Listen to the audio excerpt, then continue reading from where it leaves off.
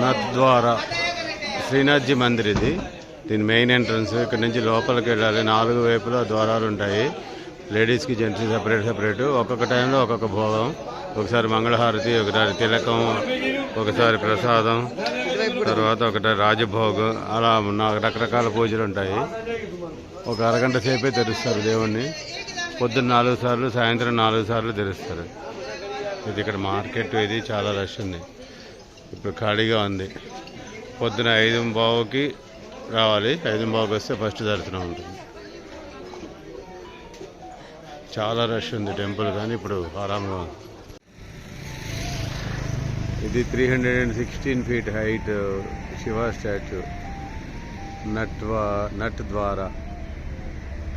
ఇది రాత్రిపూట బాగుంది. ఇక్కడ పార్క్ అది చేశారు.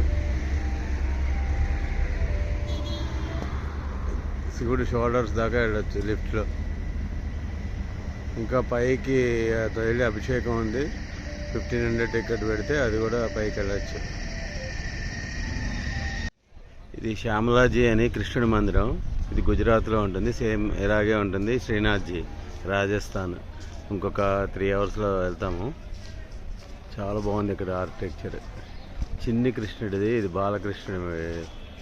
అక్కడ కూడా అంతే. అప్ టు 7 years దాకా కృష్ణుడు చిన్నతనం ఉన్న గుడి ఇది. అందుకని శ్రీనాథ్జీ అంటారు ఇక్కడ కృష్ణుడు.